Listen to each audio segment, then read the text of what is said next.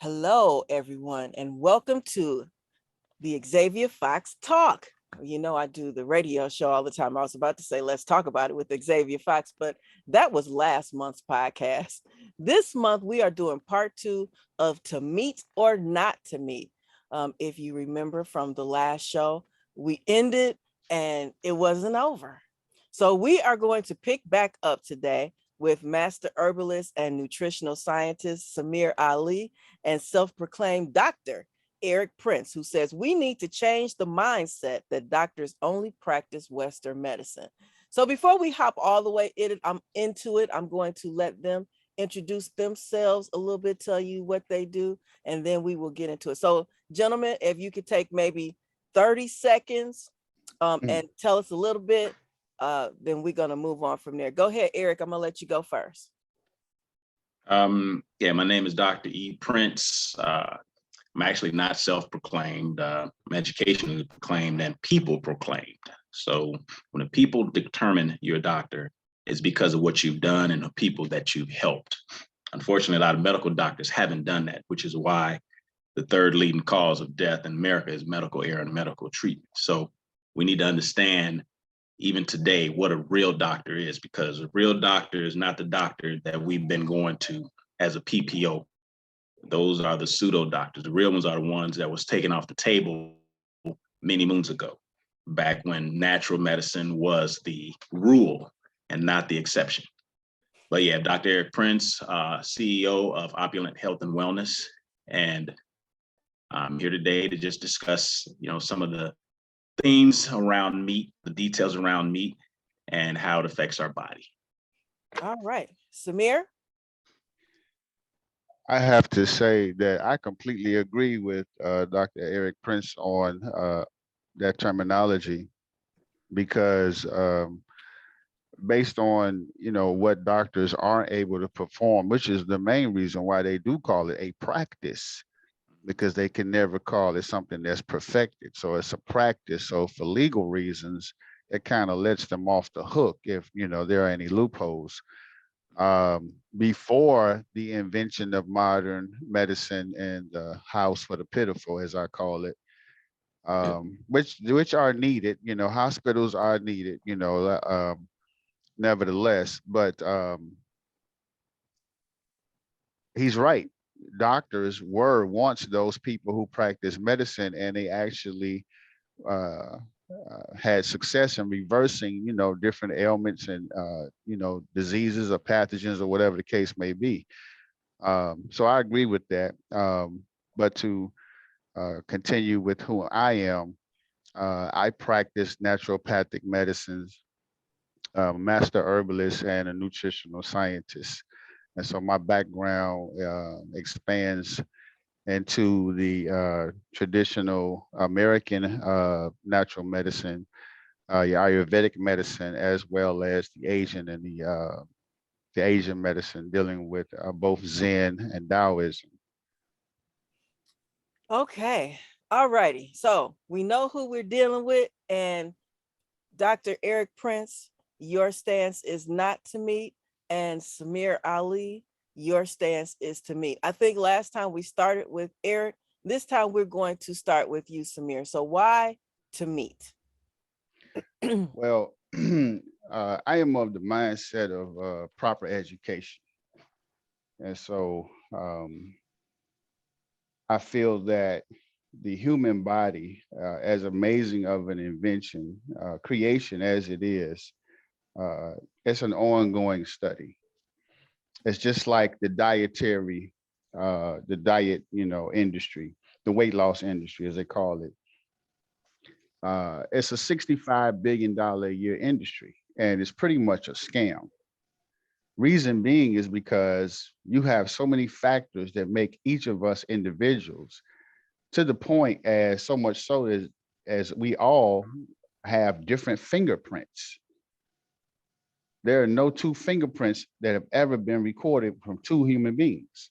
This is something that is uniquely known. So as well as that, there is a uniqueness to the way you were designed from a variation of factors that can make up who you are.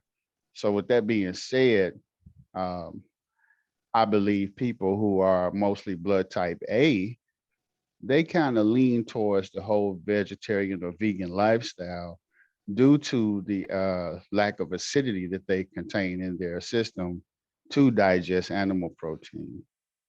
Um, and I know, and I have some questions from my brother. Um, and I know, and I don't know on what scale it is, but I've come across over the years many vegetarians at some point will eat meat during their claim to being vegan or vegetarian. Sometimes a lot of them will eat meat once or twice a year.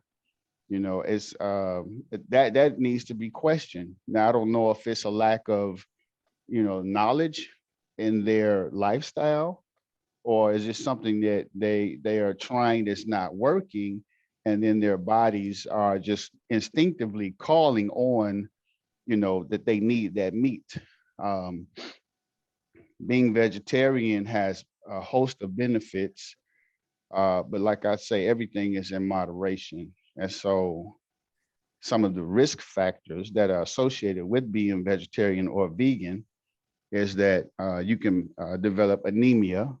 And if you're already anemic, you can increase your anemia, which is very dangerous. And then, of course, there's the neurological damage and then your increase of developing a stroke. So for me, I think that people need to be educated on their own individual design so that they can make an assessment as to what works for them. Because if meat was really the culprit, as believed by certain people, then it would be at such an alarming rate, because in every other household would be stricken with this pandemic, and every other household is not stricken with this pandemic. And so I have to refer to the Native Americans who were meat eaters. So before hospitals, before modern medicine, before the emergency room, you know, before any of these factors, before anesthesia and everything else, before microscopes, they sustained each of their tribes successfully. They healed their wound, their sick. They cured, whatever that they were facing, and they knew how to do it simply by living off the land. And they did this without having microscopes to look at the makeup of what it was they were eating. They knew what herbs can cause you to deworm yourself. They knew how to treat a fever. They knew how to treat constipation.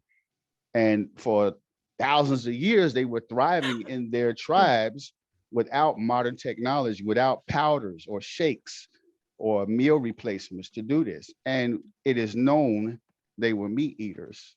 So my question would be to my brother, Dr. Eric Prince,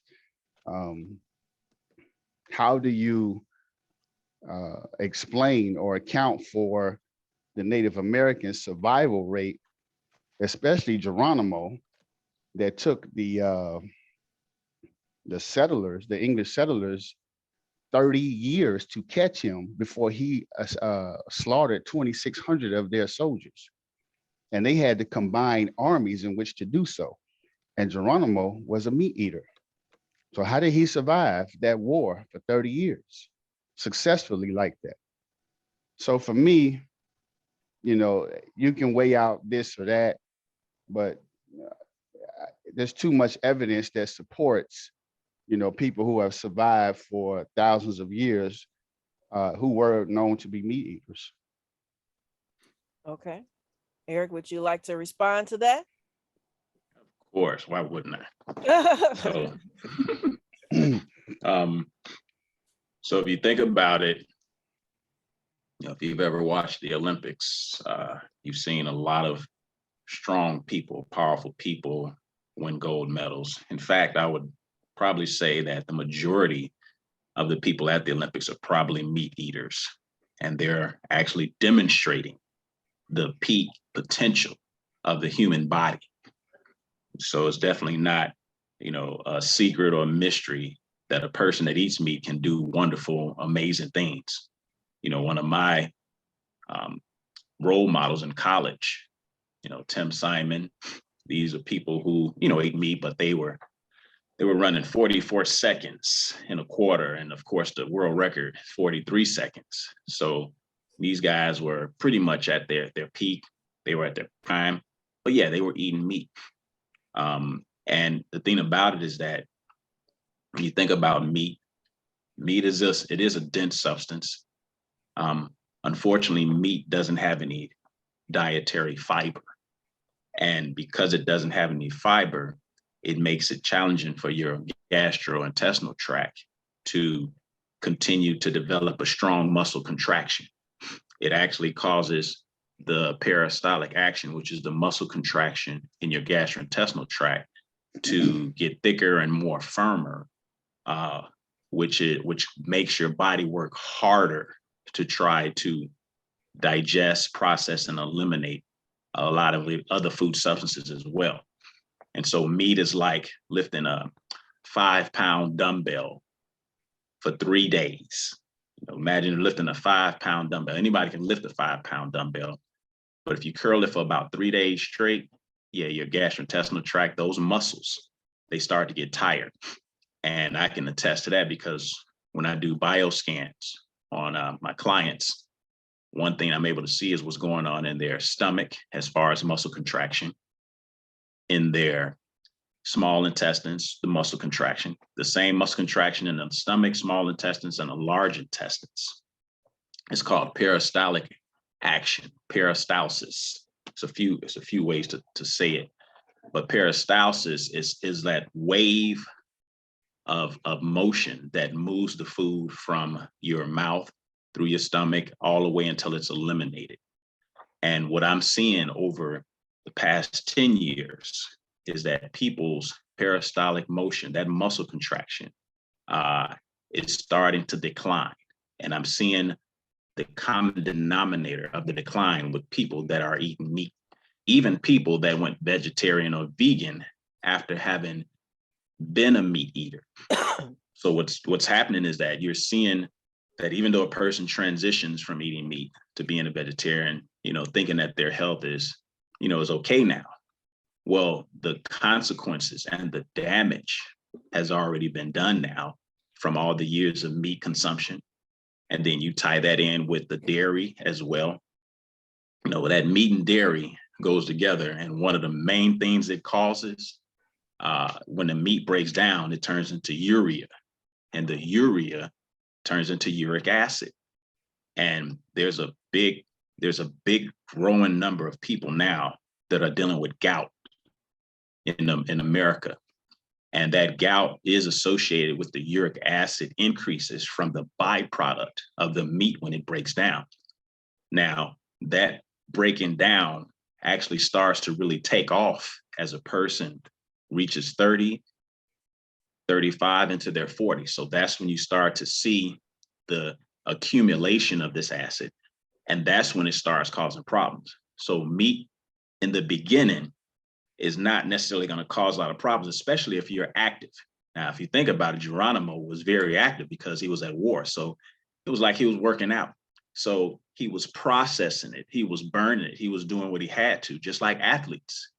When they are in their prime, they're working out hard. They're working out at a certain intensity. They're working out for a certain number of days. They're training in a weight room.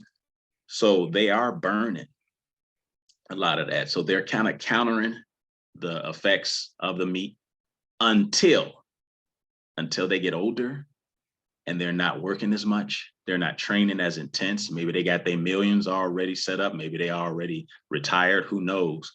But if you look at some of the athletes out there like Michael Jordan, who has a steakhouse, Charles Barkley, even Shaq, they're not looking how they used to look when they was on the field, but they still have that same diet. So when they was on the basketball court or on the football field, when they was out there training and working hard, whether it's a war or whether it's a sport, because most sports are like a war. If you think about it, you got one side opposing another side. That's a war. The only difference is nobody's getting killed like Geronimo did. But the Bulls killed a lot of teams, virtually. They killed a lot of teams. They did. But it was war. What? They definitely did. Right. They was worse than Geronimo. They had what? They had 6 rings. So they did a lot of killing year after year after year. But as soon as Michael Jordan and them came off that court, the effects of that meat, that's when it started to affect their body. That's when it started causing degeneration. And that's when kidneys and everything started shutting down. So yeah, so timing of the meat makes a big difference. Because when I was a meat eater, I was running track and field. I was at my fastest, especially down to U of I in my 20s. I left track for a while. I would say about 18 years. And, I was a heavy meat eater. In fact, I was a devout meat eater because I was bodybuilding at that time. So I was eating beef, pork, chicken, lamb, all of that in the same day, because I was taught that if you want to build muscle, you got to eat your meat. Not your meat, but you got to eat meat. And so I ate as much meat as possible. And then guess what? I got up to about 380 pounds on the bench. I was trying to push 400 pounds. That's 4 plates on each side. I needed 2 spotters, 2 on each side, 1 on each side, and then 1 behind me. And when I took it off the rack, they helped me with off the rack.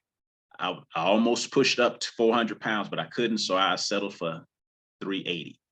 Got to the squat rack. I said, okay, I did 600 pounds. So that's literally about 6 plates on each side. Once again, I had 2 spotters on the outside, 1 behind me. But I got that.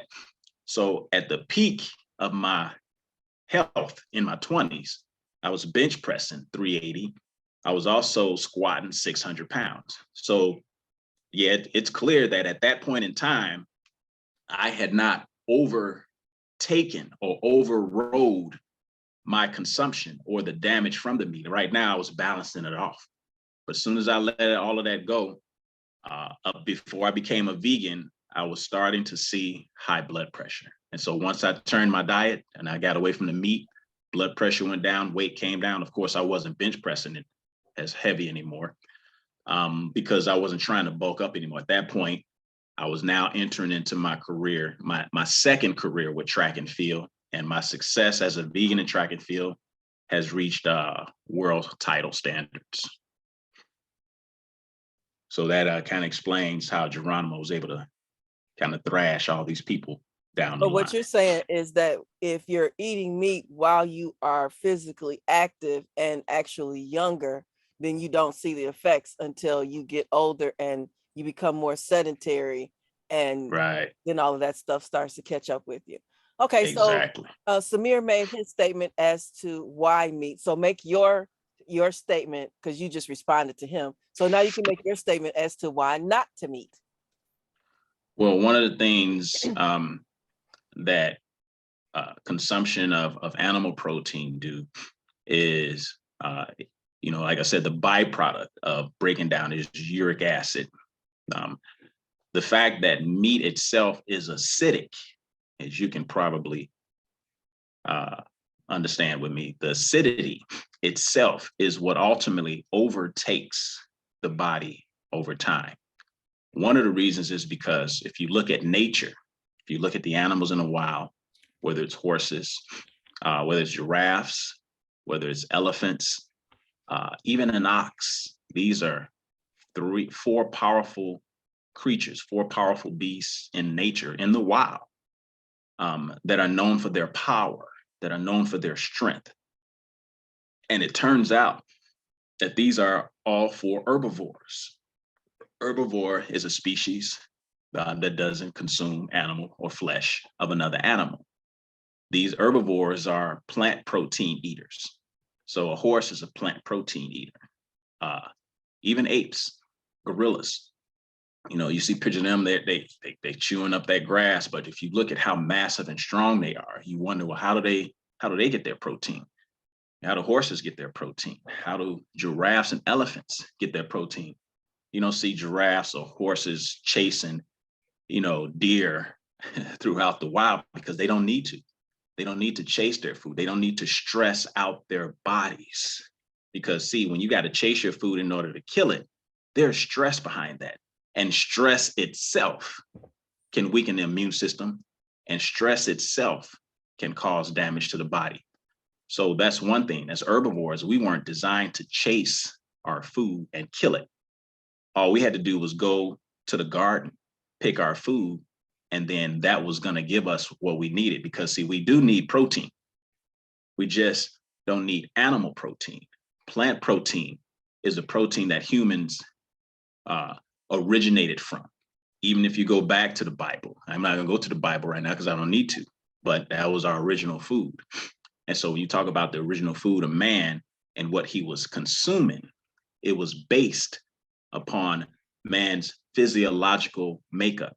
And if you look at the herbivores in nature, they have similar characteristics as human beings, especially when it comes to the flat teeth for breaking up plants and plant protein. Even the saliva that we have possesses certain plant-based enzymes for breaking down plant food. A carnivore, and even an omnivore do not possess the plant proteins. I mean, not the proteins, but the enzymes to break down plant food. And they need plant food as well. So even carnivores like lions, they need plant food. But if they can't break down the plant food, then they have to find the source of enzymes, the source of nutrients, which they're getting from the herbivores. So this is one of the reasons why the carnivores eat the herbivores. And especially when as soon as they attack, they go straight for the intestines.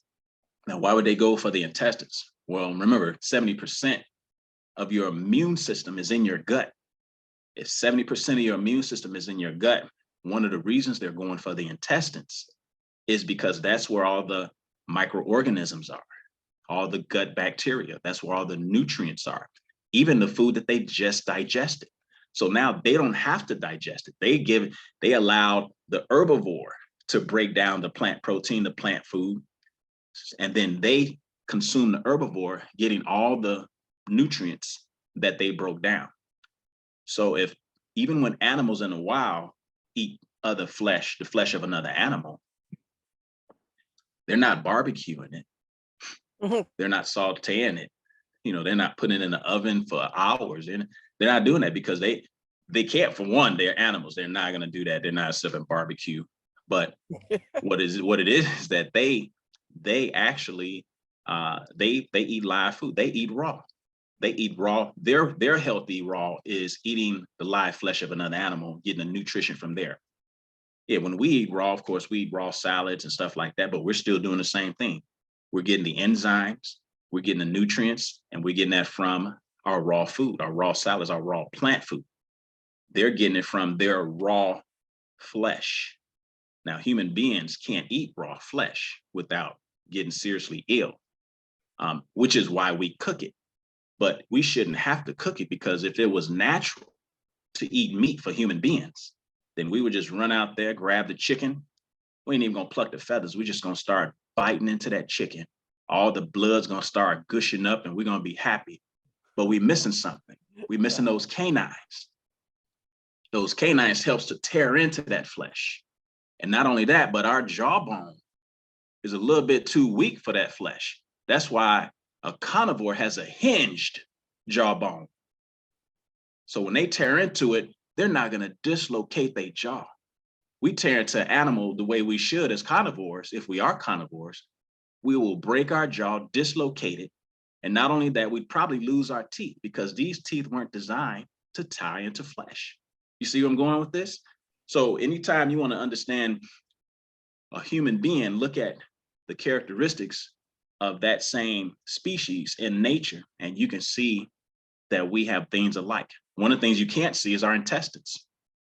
A carnivore, an omnivore, has a shorter, smaller intestines. So that means there's a shorter transport of the food, the meat through the system before it gets out. And also, carnivores have increased acid content in the stomach for breaking down the protein. Now, what I've seen in bioscan and scanning in my own experience is that people are depleting their own enzymes, their digestive enzymes. One of the enzymes is called pepsin. Pepsin is an enzyme that we all possess in abundance when we were younger that broke down protein, especially the animal protein. What I'm seeing now, people in their 40s, in their 50s, in their 60s, their pepsin levels are dropping tremendously, which means that they're not even breaking down the meat as efficiently now as they were when they were in their youth, when they were more active. Now, what does that mean? That means that now they're taking in more undigested protein. And the more undigested protein they take in, that has to be filtered out by the kidneys as well as the liver. Look around now. When you go outside, the next corner, you're not seeing McDonald's popping up. You're seeing dialysis places popping up. There are a lot And of them. one of the reasons they're popping up is because the undigested protein, which is being filtered out by the kidneys, is damaging the filtration system, is damaging the filtration rate of those glomerular tubes in the kidneys. They weren't designed to filter out large molecules of protein, maybe small ones. But the reason that the protein is smaller is because the pepsin helps to break it down. The acid helps to break it down. But if we don't possess that, especially for blood type A, like you mentioned before, they don't possess a lot of content of stomach acid. Now, blood type O, this is a blood type that does possess, higher acid contents than A, but not high enough to become a certified carnivore. In other words, blood type O eating like blood type A or A eating like O, the difference is A is gonna experience complications much sooner than blood type O, but blood type O, despite the stomach acid, will still experience degeneration at some point. It's just not gonna be as soon as someone who's blood type A. So for that reason, it's better, one, to get your protein from plants, because all protein comes from plants. The animals that eat plants are eating plants, but they're getting the amino acids from the protein from the plants. See, we don't need a complete protein like a steak or chicken breast. That's a complete protein. What we need are 9 of the essential amino acids from that complete protein. 9 of them. We need the 9 because we already have, we need 22.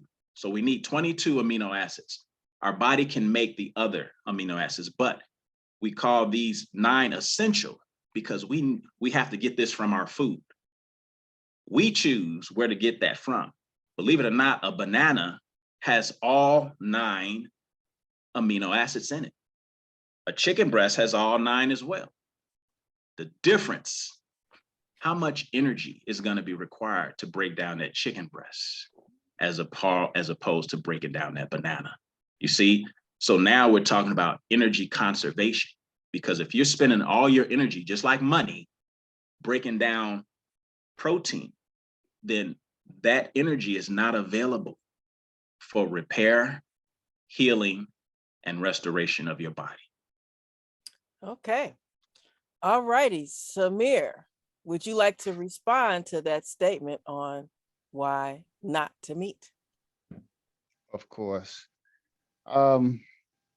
Going back to the kidneys and the uric acid, which is produced by meat consumption. This is very true, as well as more so chicken. And when you're younger, your kidneys are able to break down the urea and the uric acid out of the kidney. So there's not an effect there. as we decline, it's just a natural process that your body stops making certain things that it made in abundance, testosterone being one of them. You mentioned about these athletes and, you know, them having the same diet, but they also have a decline in testosterone, which kept them as athletes. And without the abundance of testosterone flowing through their bodies, they don't have the urge to work out as much or to go the distance unless they've sharpened their will. Testosterone plays a key role as to why people become athletic. And so, but nature, God has already provided the solutions to this because we have certain plants and spices and herbs that provide testosterone production. Black seed oil, for one, ginseng. And again, you know, this is just a natural progression when things are going. So it's not necessarily because of, you know, there is a consumption of meat. And so the meat is the detrimental cause or the causation, or is there any correlation as to why their bodies start to have this decline? You have, as I stated before, everybody is different.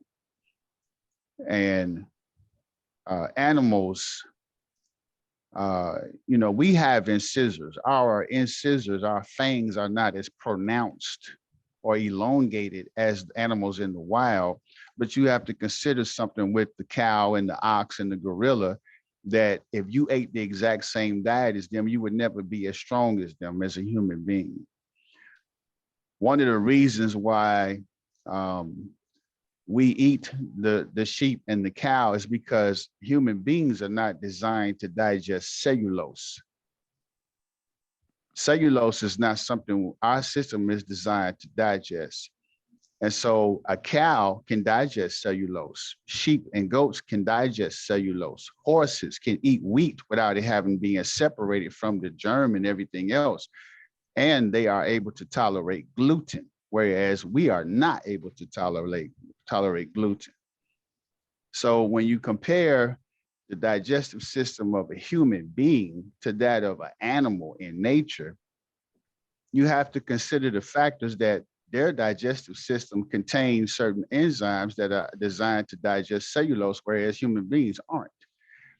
Even if we do have the digestive system same in length as that of an animal in the wild, you have to consider that animals don't wash off their food before they eat it.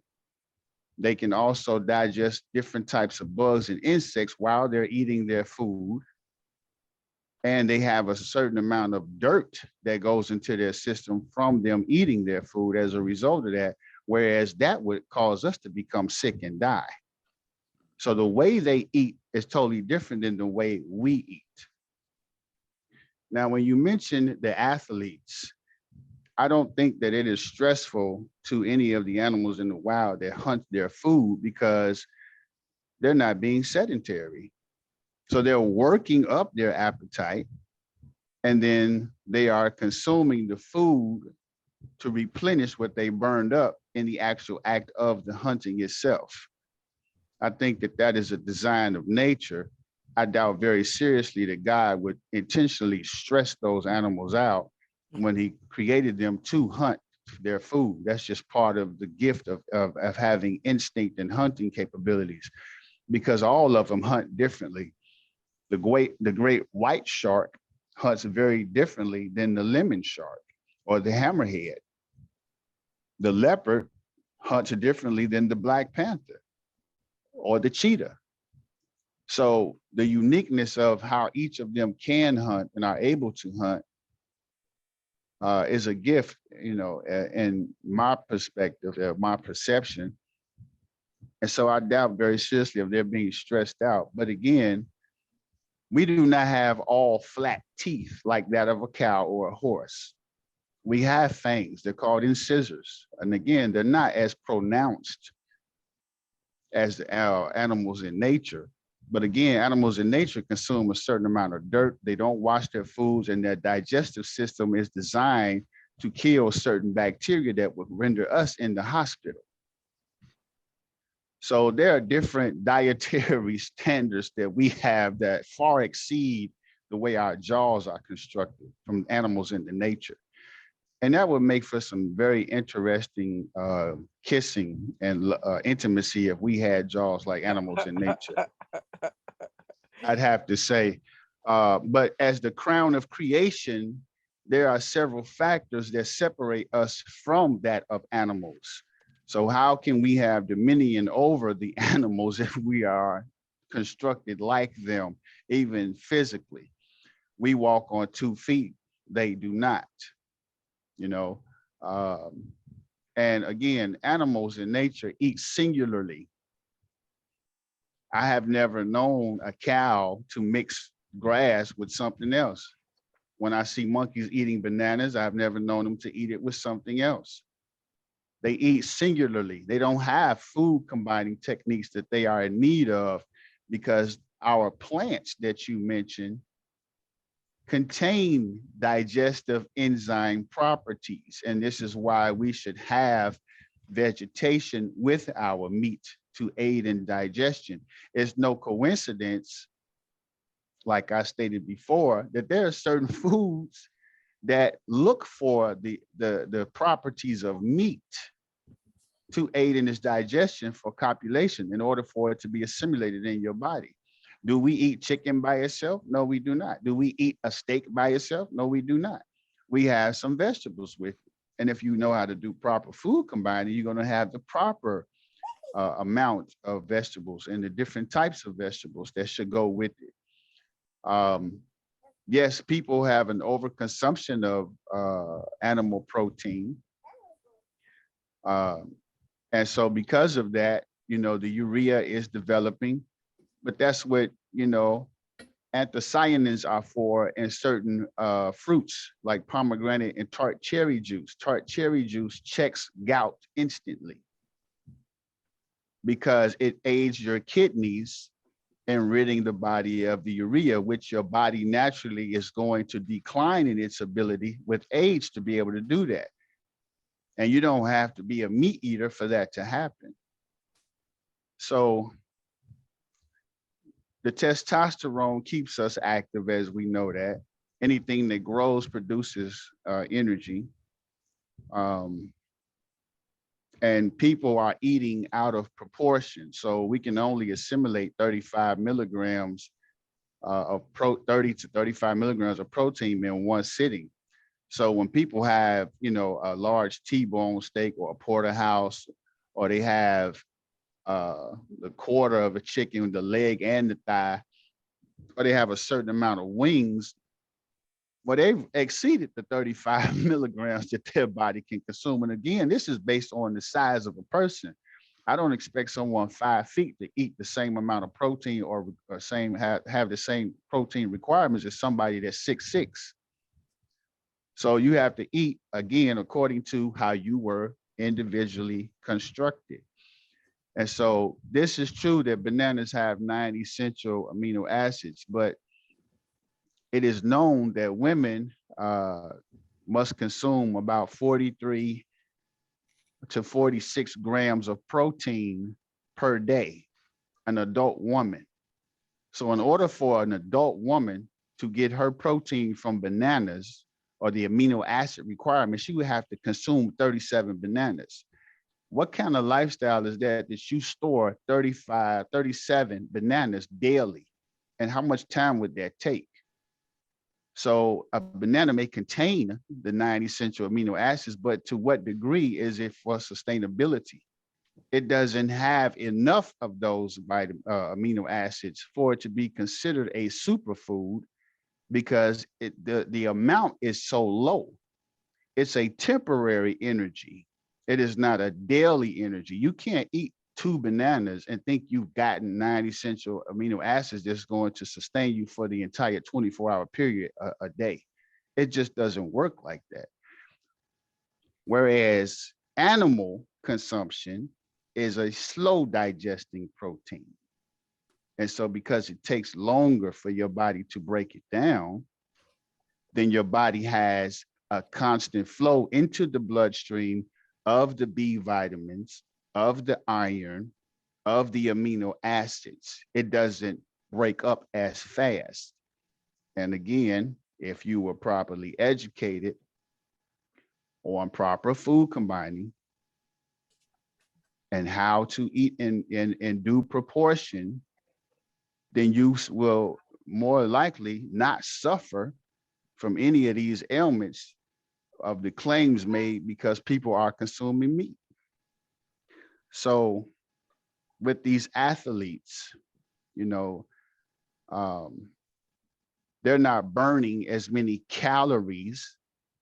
And I'm guaranteeing you how many of them are practicing proper food combining. So not only are they over consuming the meat with less testosterone to be active, they're improperly combining it and they're eating out of proportion according to their age because certain things are declining. So at this point, it becomes habitual. And if you do a habit long enough, it becomes a way of life. And so meat is not the problem. Lack of education of meat is the problem. How and when to eat the meat is the problem. What amount you should be eating the meat is the problem.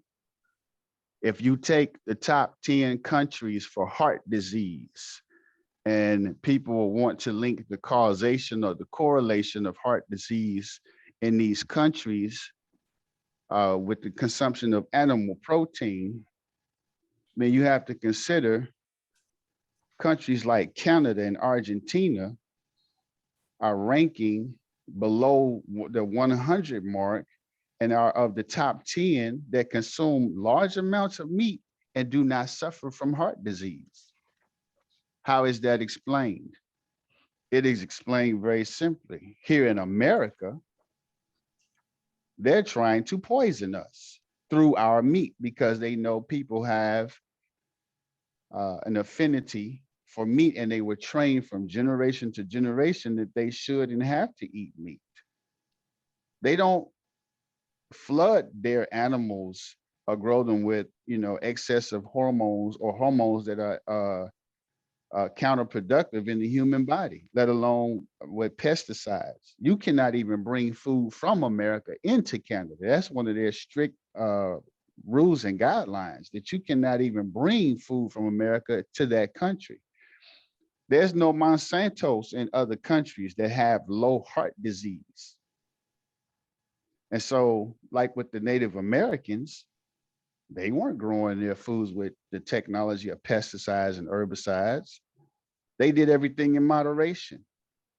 And they knew that the consumption of cruciferous vegetables and having sulfur containing foods such as onions, because Native Americans were known for eating onions like we eat apples. And they understood that the sulfur breaks down the fat and the B5 vitamin in the meat converts it into omega-3. And it only makes sense because not everyone had access to fish oil.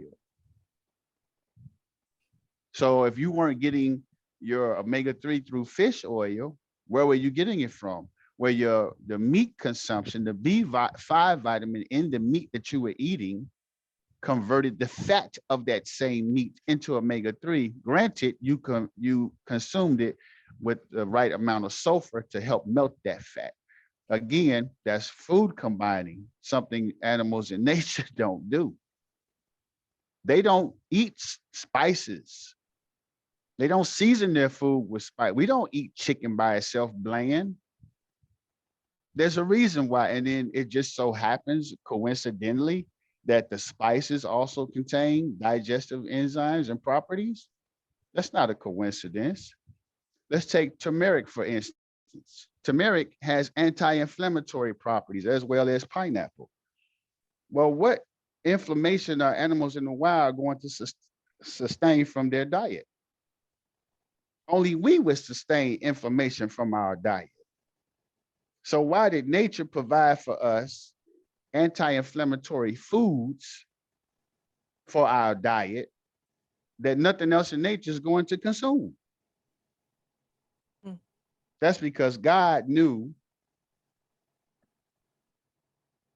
with his infinite wisdom and foresight before it even happened that we would get to this point. Every culture outside of the American culture knows about this knowledge. They know about the anti-inflammatory foods in Asian community, in the Indian community. They know about it and they use it effectively. And so, again, if nothing in nature consumes pineapple, consumes turmeric or ginger except human beings, and these properties in these foods contain digestive aiding enzymes for animal protein and meat tenderizing, then you have to understand that it is meant for us to eat meat for various reasons. Now, with that being said, you did an excellent, a very excellent job in your explanation of the different blood types on the Xavier Fox show. And I noticed that, and maybe you misspoke, but I noticed that you said there's some meats are beneficial meats. And I would like to know from a vegetarian standpoint who believes that you shouldn't be consuming meat at all, what meat were you referring to as beneficial meat in the blood type meat consuming diet? Yes, that's a great question. Glad you brought that up. In fact, I'm glad you brought that up because according to the research and the book by Dr. Diamo, he states that there are some beneficial meats based upon the blood types. And if you look at the blood type food list of O, A, B, AB, it does state that there are some beneficial meats. And the problem is this, is that in the long run, no meats are beneficial, which is why I now have a national campaign and a program that is called Plant-Based for Your Blood Type. See, I have to go in and change that title because there are no beneficial meats for anyone, but I do state based upon the book that there are some beneficial meats for blood type O because that's what they have outlined and listed. But even as a blood type O, as I am, I may be able to consume some meats better than A, B, or AB, but the change is here. Now we're plant-based for our blood type. So we're not even looking at any beneficial meats at all. We're now, we're replacing these beneficial meats with plant protein. So now the campaign, national campaign, is plant-based for your blood type. So now after I get through working with my clients, find out their blood type, I assist them in making the transition away from meat because whatever condition I'm helping them to deal with, whether it's high blood pressure, heart disease, cancer, diabetes, it's me removing them from the animal protein, putting them on plant protein that actually resolves their issue. See, I don't have to argue a lot because the proof is in the experience. My experience has already taught me that the animal protein, which has caused so much degeneration in the human body, can be reversed as you move them away from the culprit. Well, what's the culprit? Well, it's the common denominator in the Black community, which is the animal protein, which we all grew up eating. Even I grew up eating it until 2004 when I made my transition to veganism.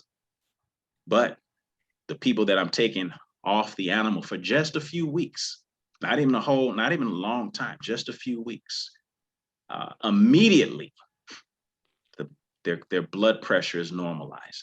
Immediately, you're starting to see plaque dissolve in their arteries. And I know this from BioScan. So I'm looking at data based upon the action that I'm taking. So despite anyone talking or saying anything about me, I see with my observation, which is what science is all about.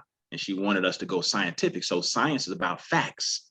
The fact is, the people that are coming to me are degenerated and diseased because of a lifestyle that they've been living that was passed down to them from their parents, who also had the same issues that they have now, because they're not only passing down the lifestyle, but they passing down the diseases, the genetic predisposition diseases that comes with the diet.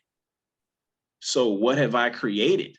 Because you got to understand, for me, it's not about talking, and and Xavier know this, because I've been doing it for years, and now I'm seasoned. I'm now known to help reverse diabetes, heart disease, shrink cancer tumors, shrink fibroid tumors. Why am I doing it, and how am I doing it? That's the key. How am I doing it? I'm doing it because of my knowledge of how meat, protein, animal protein, or flesh damages the body, damages the system. And yeah, maybe if we had been taught how to consume animal protein a little bit better, or combine certain foods a little bit better, our diet should have been 80% alkaline, 20% acidic. 80% alkaline, 20% acidic. See, the key to life is that we all know, and it's been proven, that disease cannot survive in an alkaline body.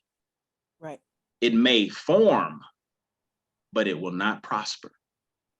And so it may form in an alkaline body, but because that alkalinity, that immune system, is functioning a little bit better in an alkaline environment than it does in an acidic environment, then that condition is eradicated.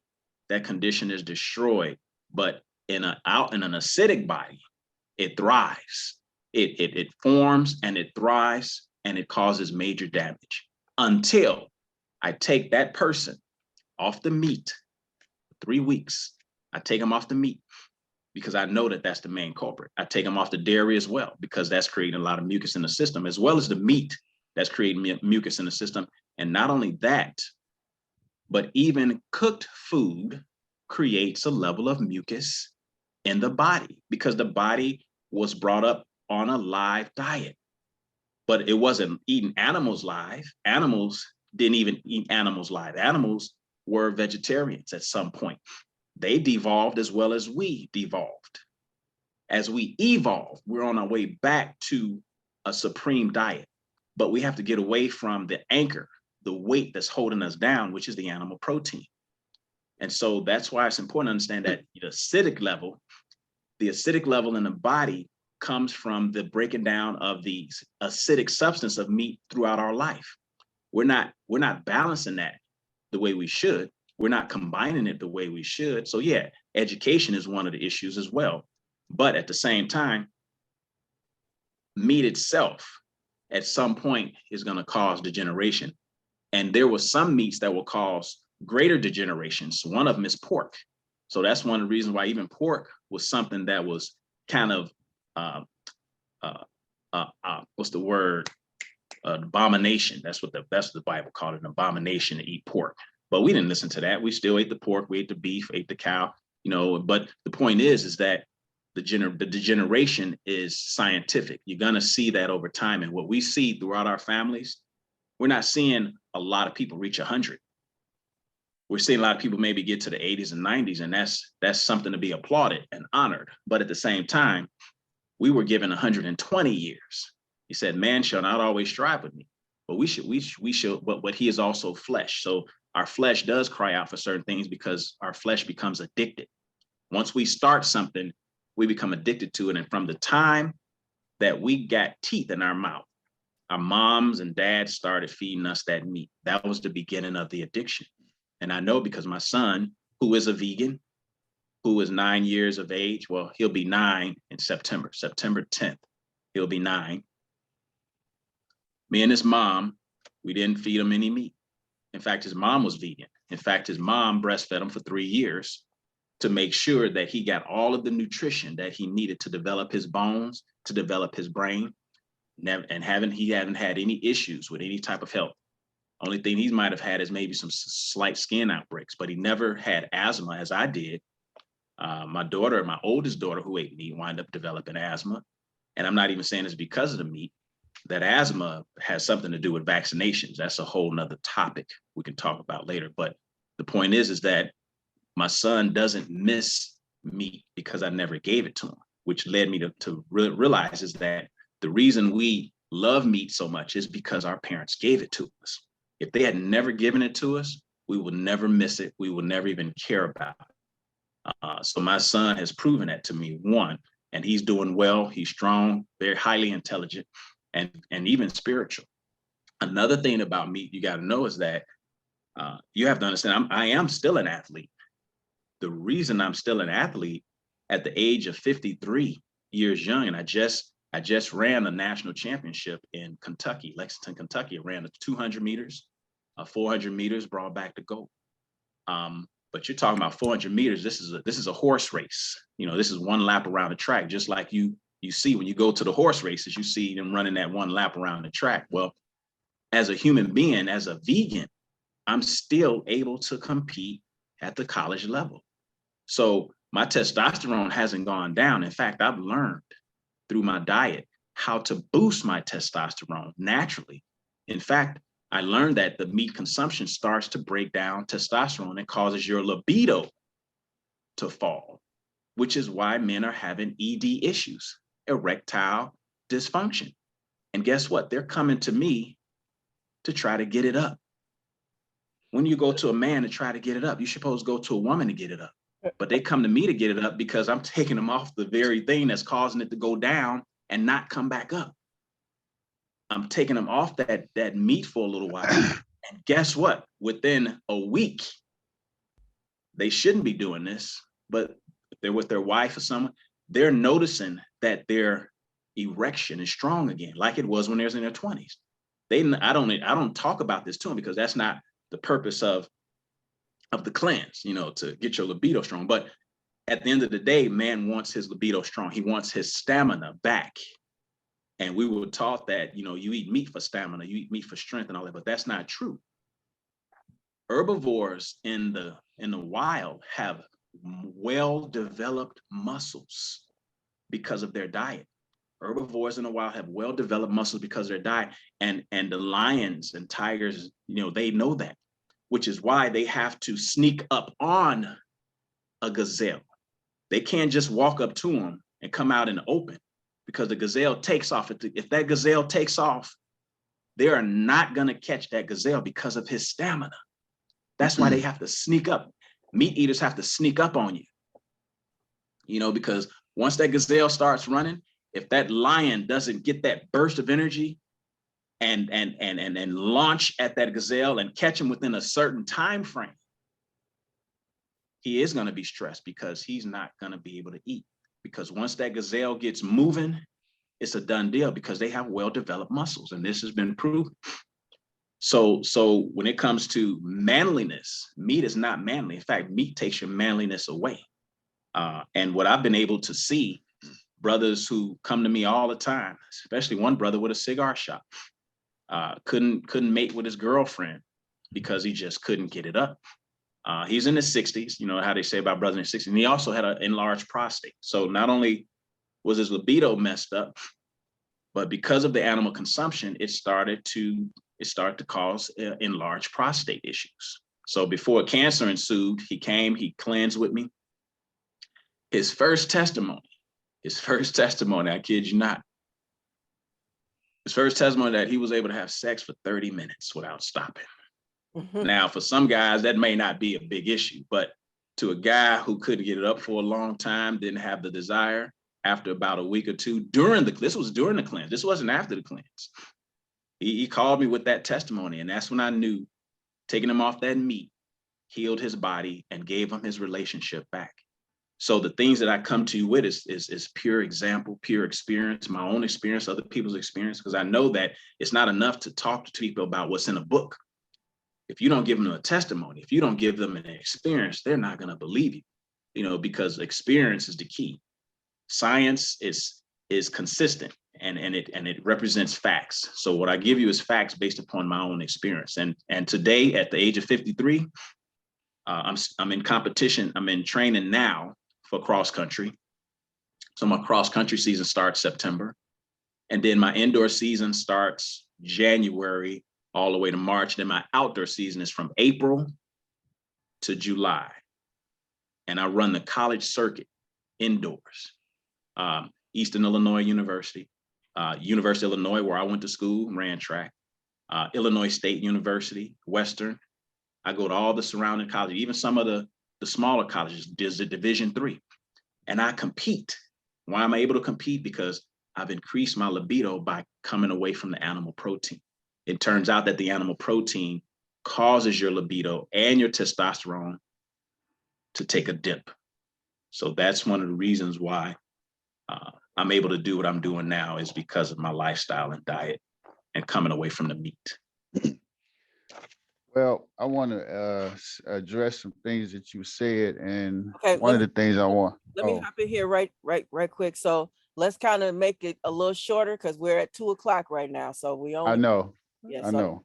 Okay. So what I want to address is one, that it would make more sense that the animals in the wild go for the gut and the stomach, because animals in nature don't do sit-ups, and that's the softest part of the meat, as opposed to all the muscular build around that. And so that's the softest part and the easiest part to get to. And why would they want to consume that much more fur and have to go through the fur to get to what they want? Because it's less fur on the underbelly. Two, it's easy to say that people, men in general, are losing testosterone because of meat consumption, because over here in America, it is known that they are flooding the livestock with estrogen to make the cows bigger.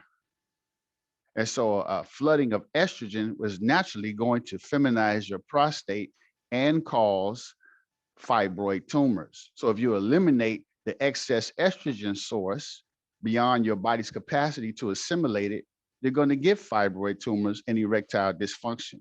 So it wasn't the meat itself. Again, it's what they're doing to the meat that causes this to happen. But I have a question for you. With everything that you have done, and may God continue to help and heal people in your journey and protect you for the knowledge that you possess. But according to your philosophy, meat is the culprit to everything. And once the meat is eliminated, everything that could possibly be wrong with the human body is therefore reversed, and success is met through the removal of this meat alone in combination with your detoxing program. So how do you explain that everything that you have mentioned, that I had the same success rate without the elimination of any single meat? That's the question. Oh, okay. So you have to track success. Success is something that carries on for a long time period. I had a lady come to me with liver cancer at the same time with colon cancer, at the same time with pancreatic cancer. She had it all going on in there. Now, she was referred to me by a friend, AC Green, radio personality. Mm-hmm. And with that type of cancer diagnosis, not too many people survive that long term. But she listened to me, she followed the regimen, she came off the meat, and she put the right nutrition back in her body. One of the things you were correct on is the fact that vegans do have to seek more supplementation, because there are certain things in meat that we got, like vitamin B12, that you don't get if you're not eating meat. So I do supplements. I do liquid B12. I do liquid vitamin C, vitamin D. So yeah, vegans are into supplementation, but we can also combine a certain number of foods in order to, one, get all of the essential amino acids as well. We're not going to sit down and eat 37 bananas. That's a lot of bananas, even for me. But I'll put about, I'll probably do about 5 in that day in a smoothie. And then maybe in something else that I'm eating, I'll combine a certain number of dishes to make my essential 9 essential amino acid deadline. But to go back to what we were talking about, so when it comes to results, she's still with us by today. This was over 10 years ago. She's still with us because she's still following it, and she hasn't had a bout with that cancer again. And so that's one of the things that I've noticed about meat as well, is that the incorrect consumption of it will eventually lead to degeneration in the body, kidney failure, fatty liver, which also leads to arterial sclerosis. Now, I haven't touched much on arterial sclerosis, but you have to think about it, Samir, that the fact that heart disease is the #1 cause of death in America and has not changed in a long time. The only time it might have changed is if cancer was ahead of it, but it's always been cancer and heart disease, or heart disease and cancer. The fact that heart disease is the #1 cause of death in America is one of the evidence that we are a country of herbivores that are eating like carnivores because we weren't designed to eat animal flesh. So what's happening, as I think I might have mentioned before, is that the warm-blooded animals possess a body temperature somewhere around 103 Fahrenheit, 103 degrees, whereas our body is 98.6. So we're not even at 100. So scientifically, if a human being's body temperature, which we all know is 98.6 degrees, if we try to consume animal protein, which their proteins are ordered and stable at that higher body temperature, then our body temperature is not sufficient enough to break down their oils, to break down their proteins in a way where it fully assimilates it and it fully eliminates it. So what's happening is that because our body temperature is lower than the warm-blooded creatures, the meat, the beef, pork, chicken, turkey, lamb, then their oils and proteins are clogging up our system. It's becoming sludge and it's slowing down our metabolism, and it's causing an increase in viscosity in our blood, which is what I'm seeing on a bioscan. In other words, our blood is thickening. So I can see this. I can see the thickening of the blood based upon what's going on in the kidneys, based upon what's going on in the liver. So I'm seeing all of this on biofeedback technology. So it's the technology that's opening my eyes even more to what I might have suspected. Because see, I couldn't sit here and talk to you if I didn't have the experience of seeing where people were based upon the animal protein diet, and then scanning them again a year or two later on their vegan and vegetarian diet, and seeing the difference in the scan, seeing the difference in the kidneys, in the liver, in the libido, in the vitamin and mineral profile, because most people are deficient after a certain point. So what's happening is that as I'm seeing this on the bioscan, I'm realizing that people are clogging up their own arteries by trying to eat a heavier warm-blooded creature that we weren't designed to eat. But now fish is different. You see fish oils in the health food store. The reason we can consume fish a little bit better than the heavier animals is because fish have a lower body temperature than human beings. So when we consume their proteins and their oils, our body's temperature is sufficient enough to break it down. That's why fish is much better than the beef, pork, chicken, turkey, lamb. Nonetheless, you're still looking at heavy metals when you consume too much fish, like mercury, which can lead to neurotoxins, which can lead to neurological damage. So that's another problem in and of itself. But I've transitioned people from carnivorism, omnivorism, to pescatarianism. So pescatarian is a vegetarian that eats fish. And then ultimately, at some point, they let go of the fish and they just become full-fledged. So people, I do help people transition from one to the other. And they use that evidence to decide, okay, if this is actually working for me, is it really necessary for me to let go of meat, or should I just stay with it? But once they see the evidence, once women see their fibroids shrinking, once men see their blood pressure come down and their erection go up, they're convinced. And so that's the evidence. Let me hop in here for a minute because we are running out of time. And I was waiting on, because that was like a big question that Samir just asked. I was waiting on you to touch on how was Samir able to cure people of the same things that you've said you've cured people of when he didn't eliminate meat. How can you cure, how can both of those result in a cure if he's still allowing his clients to eat meat and he's cured cancer and whatever, all the other stuff? And Diabetes, lupus, hypertension, ADD, erectile dysfunction, yeah, all of that Well, stuff. well, How here, can well, both here's the things- key. long term, and they didn't revert back to it. And Well, Xavier well, being one of my patients. well, first of all, I don't call people patients. I call them clients. And two, I don't use the word cure. I use the word reversal of process. So there's a difference in that. Now I can't validate your things based upon what you've done because I don't know what you've done. All I know is that the evidence that I have is based upon. Well, no, I'm saying that I can't validate. You'd have to show me and prove to me that they're still on some type of diet. They're not still dealing with anything right now. See, there's a difference. People can heal temporarily, but long term is what's really all about. Are you changing their life and their lifestyle? Xavier is one of them, and she's right here on this call with us. She's on this Zoom with us, so she's one of them. So what did I help you with? And I don't use the word cure. That was the word that came out of Xavier's mouth, but success in reversing. So what is it that I helped you with, Xavier? So here's one proof right here, and you know that you know personally.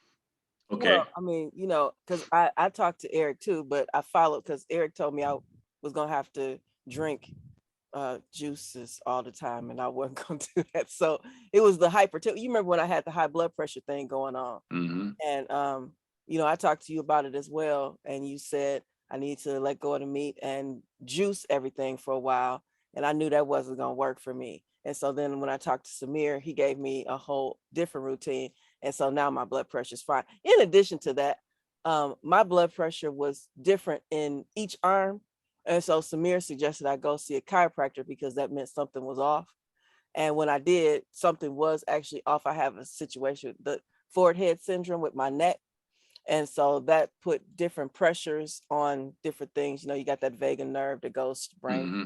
So yeah, all of that played a part, but we got it all together. I started, with the chiropractor, acupuncture, massage, all that good stuff, and then the things that he had me taking. So yes, the high blood pressure definitely is reversed. I'm good. But as far as the other things, cancer and those things, when you talk about the acidity, and then you talk about proper food combining, those are the things that I was looking for as maybe a response when he asked, how was he able to, did you say, well, I say heal, you say reverse. Well, we use the word reverse, and I mean, I'm taking it for face value as a grown man that Eric is not making up any of these claims, but it's interesting that you feel like you need proof of what I'm saying in order for it to be true. But okay, let's say you don't believe in what I'm saying. How do you explain the Asian and the Ayurvedic community who do it without the elimination of meat? Well, of course, I can't speak for that community. I can only speak for my people and what's been going on with us. One thing I know is that, but they have cured the same thing. So how do you account for? Well, I wouldn't say cure because in order to know if you cured something, you have to have quantitative data. I have quantitative data based upon what I'm doing, and that's what allows me to understand that if what I'm doing is actually working. Now, I'm not saying that you can't cure it. You can go to a Christian church and they can do a spontaneous remission healing, and all of them are eating meat. But you ask yourself, well, how did they heal that cancer? By just laying of hands on them. So there's a different energy. You can lay hands on people and you can heal something, but that doesn't mean that it's gone. You won't know it's gone until you've done. You have to use meat to get rid of it either. Well, I've used meat and I've known meat to be a culprit in the condition based upon quantitative data. So I'm using data. I'm not using a guess or faith or anything. I'm using quantitative data that gives me the facts.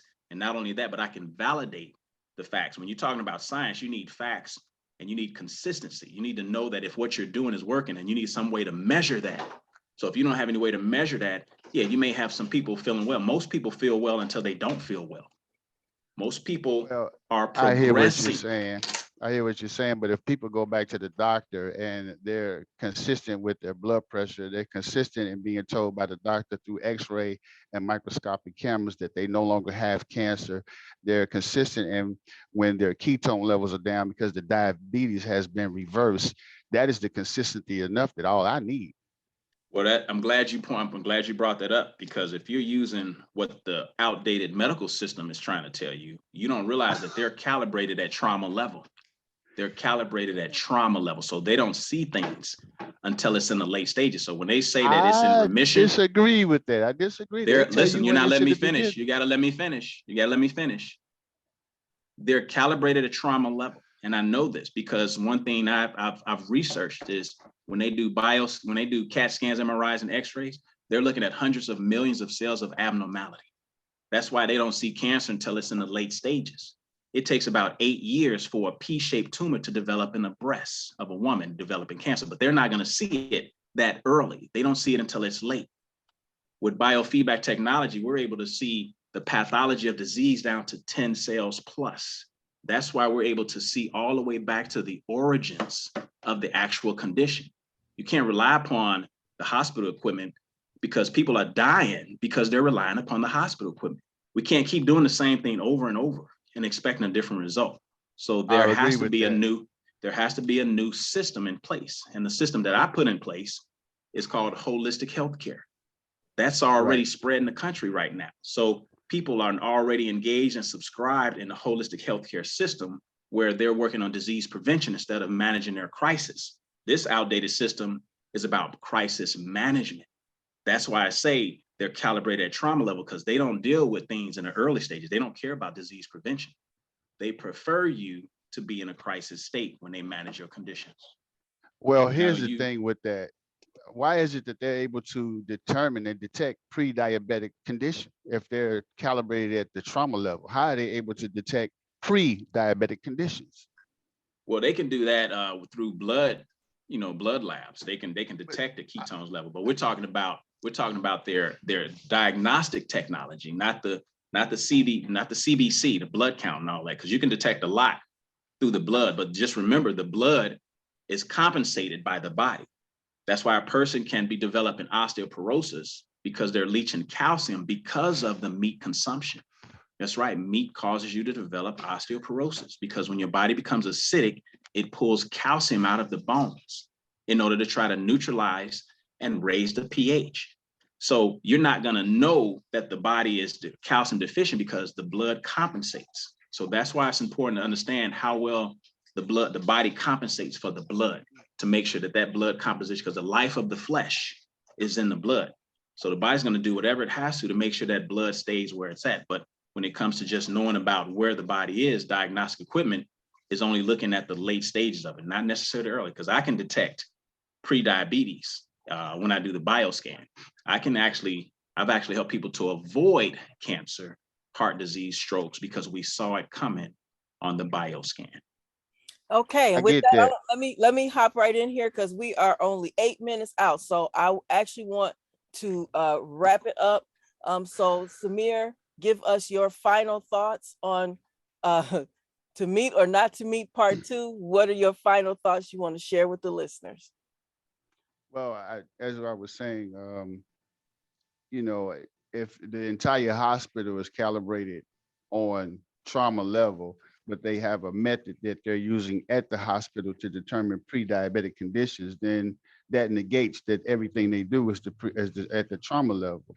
But that's neither here nor there. So I have one last question. My brother, Dr. Eric Prince, mentioned that the reason that Daniel wasn't eaten by the lion was because the lion could sense that he was a vegetarian, and that he ran with, a family of deer, and they sensed no fear from him because he didn't eat meat. So how do you explain how meat eaters feed deer out of their backyards all the time. And with that same philosophy, are you willing to go into the wild amongst wild animals like lions and tigers and have no fear that they will not attack you or eat you? Yeah, to answer your question, yes, I would go into the wild. In fact, when I train for cross country, I'm always in the wild. I'm not just seeing deer out there. In fact, I run into a few coyotes and a few other. Maybe not if I was in Africa, that'd be different. But I feel convinced that, animals can vibe with me. I ain't got no problem with that, going into the wild and doing something. In fact, I would like to run with some deer. Maybe it help me with my speed, get my speed up. I often thought of that. I thought about running with deer and gazelle, maybe not lions and tigers, but, if I got thrown into a lion's den, you got to remember, it's also the fear. Animals can detect fear, which is why now you went scriptural on this. I'm not going to go scripture because I'm going to respect Xavier's wish to not go scriptural. But the fact is that, But that was to as answer a question. That was not to answer. it don't matter. You went scriptural now. I'm trying not to Right. go scriptural Okay. now. She Okay. said don't Alright, go so scriptural. she did. So you're We right. are wrapping up right now. So go ahead, Eric, and wrap up that So thought. let and me give your final say word. this is that at the end of the day, people are going to make their choice, and then also at the end of the day, whatever is right or wrong will actually reveal itself. So it's one of the things where time will reveal the truth, that whatever is hidden shall become abroad. So what I've done is, my goal is to help people to reverse their degenerative or health conditions through cleansing and detoxifying. And in that detoxification, I take you off the meat, I take you off the dairy, and I take you off the cooked food for 3 weeks. In that 3 weeks, if this is something that you can do, then whatever you're dealing with can be resolved. Now, if there's another way to do it, such as the way Samir does it, then you have to investigate both sides. You have to decide if this way is best for you, if this way, like Xavier, she was with us for a while and for a few years, that wasn't her way, but maybe Samir's way was. Like you said, people are different, so people are going to have different ways of addressing their issues. But the one that I found that works best for me and the people that I help is no meat. Okay. So those were your final words. Samir, do you have final words? Not another question. Yeah. I mean, he basically said it, that if there's a different way, then there's a contradiction. Either meat is bad or it's not. So if meat is bad, if you properly combine it, and if you have a method where that people's conditions can be reversed without elimination of meat, it can't be both, according to that philosophy of a vegetarian. It's either or. And I have proof that I don't have to eliminate meat from anyone's diet to reverse any of their conditions. And I've done that. Okay. And we'll prove this, Xavier. I wanna do the same podcast in 100 years. 100 years. Oh, one final question since we wrap it up. What are you doing as a vegetarian that you know you're going to live to be 900 and that none of the other vegetarians before you have ever accomplished, that you're going to actually live to be 900 years old and to become a breatharian when you become 100? Yes. Well, let me correct you. I'm actually gonna get to 1,000. Oh, okay. All right. So 900. What is your methodology that none you of the cutting other me short. vegans have? They're How never do you gonna know this? stop. They're never gonna stop. Anyway, I just want to know. be What sure is your to- surety? What's your surety bond that you know for a fact that you are going to reach 1,000? Ultimately, the less you eat, the longer you live. As we get back to that top rung on the ladder, breatharianism, we're not taking in toxic substances. Body is more alkaline. So you have more cellular metabolism, more cellular energy, more cellular catalyst, which we need in order to get to that point. So ultimately, food itself will go extinct. I tell you, see, you get men on the podcast and you tell them we about to stop. And what do? They just ignore the only. That's why podcast I originally said talking. it should be 2 hours. And that's why I'm a mute everybody except me. Now, how about that? Okay. So Thank you for joining us. Be sure and catch my podcast, The Xavier Fox Talk, monthly. Also, catch my weekly radio show on the Astute Gentleman Radio Network. You can listen on my website, xavierfox.com. You don't have to do the Dash Radio show, or you can download the Astute Gentleman app. I'm on Mondays from 7 to 9 a.m. and Thursdays and Fridays from 12 to 2. You can also listen to previous radio shows and podcasts on my website, xavierfox.com, and my YouTube channel, Xavier Fox Media. Friend me on Facebook or follow me on Instagram for more information. Thanks for joining me today. And don't forget to catch the radio show on Thursday and Friday. All right. So you guys have a great day. If you have any one thing to say, like bye, you can unmute yourself and say bye. All right. I guess they are all. I want to say, God bless everyone. Stay healthy. Stay well. Okay. My words exactly. And I had to say that don't negate meat unless you want to put yourself at high risk for heart disease, not heart disease, but neurological damage, stroke, or lack of iron. Okay. And find out why you should combine it properly and how much you should eat, and you should be good. All right. All right. Thank you. And we will see you next month. I don't know what the podcast will be next month, but we'll see you then. Thanks for tuning All in. right. See y'all later. God bless. All right. God bless. All right. Thank you.